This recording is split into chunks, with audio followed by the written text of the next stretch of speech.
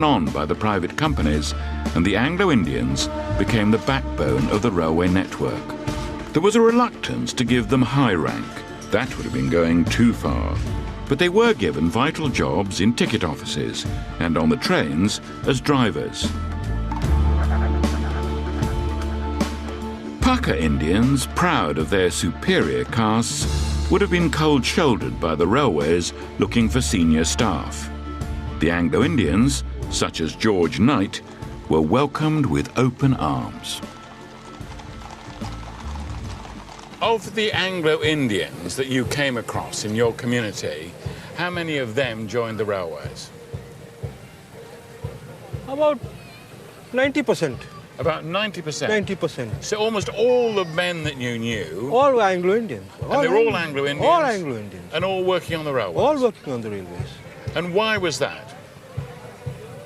Because at that time the Anglo-Indian had a hold on the railways. Yes. It was a place where you could do well. The Anglo-Indian was looked for as a good worker on the railway.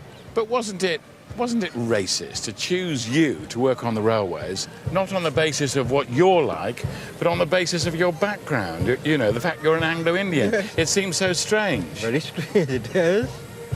And what do you think about that now? My grandfather did it, my father did it, so why should not I do it? And I did it. With the Anglo-Indians and the Maharajas signed up, and with the benefit of India's inexhaustible supply of cheap labour, the pace of construction accelerated from the 1880s. Large work gangs, known as the navvies of India, pushed deeper into the interior. Under the supervision of British engineers, native workmen began to learn industrial skills and trades for the first time. Blacksmiths, carpenters, riveters, mechanics, their skills being transmitted from Indian to Indian, moved from one great railway project to another. They'd soon be building thousands of miles of track every decade. Protecting this most valuable of imperial assets became a priority. Train stations were turned into fortresses. Lahore Station, in what is now Pakistan, incorporated machine gun turrets into its architectural plans. The approaches to and from station concourses were kept deliberately open for wide arcs of fire. And very soon, in the architecture of stations such as Old Delhi, this language of fortification was incorporated as standard into their design. For unruly elements, the message was clear: keep off.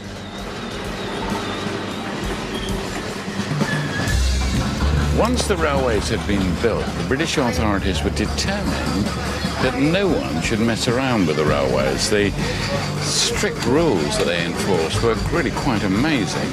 This is from the Indian Railway Act of 1890.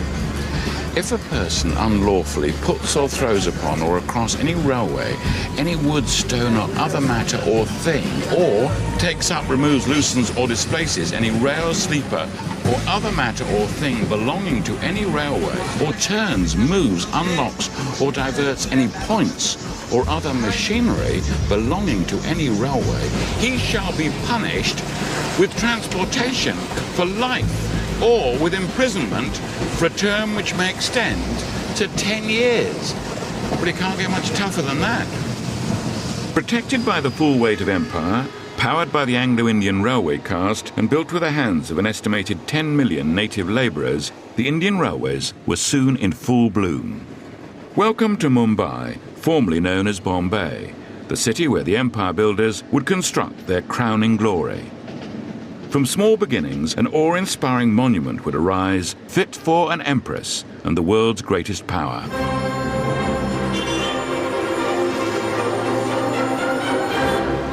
The most extravagant railway station the empire ever built. It was called Victoria Terminus, after the empress herself, as a celebration of her golden jubilee in 1887. Today, it's one of the busiest stations in India. 1,000 trains come through here daily, carrying 2 million passengers.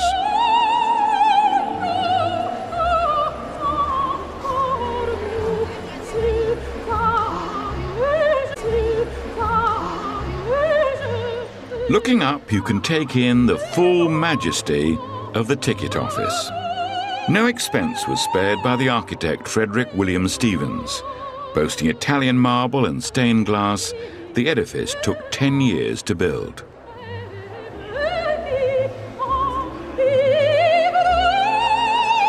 Victorian Gothic, church and state. It's great.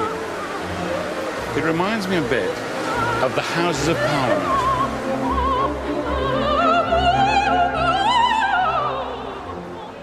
It's the icing on the cake of British rule, impossibly ornate and topped with a statue of progress. Whatever you might think of the intentions of those behind this great structure, you can't accuse them of not trying. But when it was opened, there were some people who didn't like it at all. A British commentator writing in the Kolkata Review complained that it was wasted on the 1.5 million passengers whose pride, would you believe it, whose pride is to be half naked but are favoured with these luxuries to induce them to improve a little upon their domestic architecture. Well, you can't get more superior than that.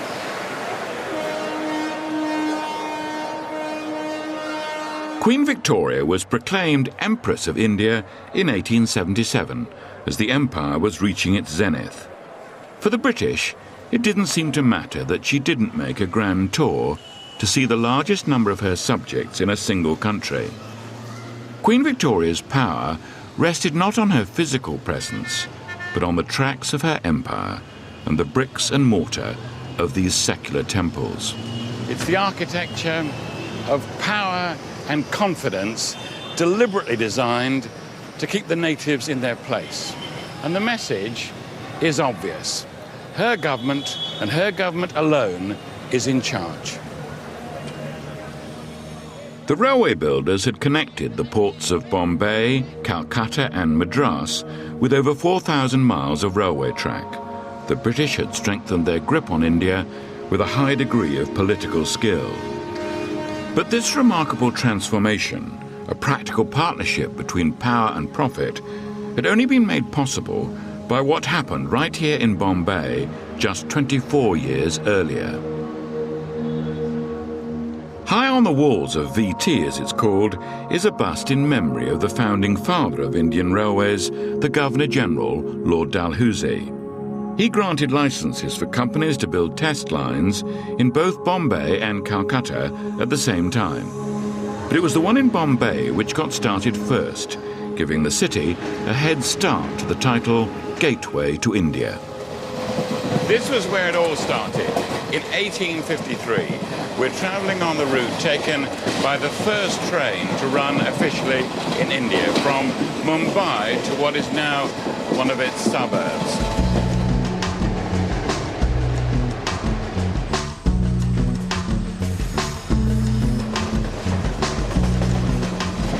For the 400 VIPs on board, it was an occasion for considerable excitement.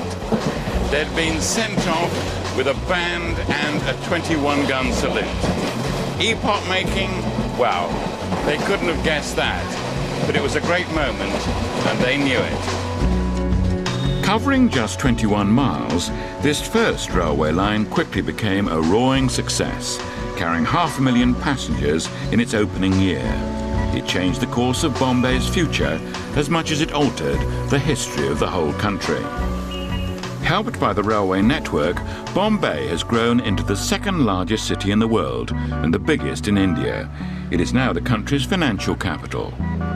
By the turn of the 20th century, 50,000 passengers travelled its urban tracks every day. For the first time, people were able and even encouraged to commute in and out of the city to work. And this was where the first official train trip in India ended. But it wasn't, of course, the end. It was just the beginning. But 4 years after this momentous start, the project ran into its biggest problem. 45 miles southeast of Bombay rises the ridges of the Western Ghats.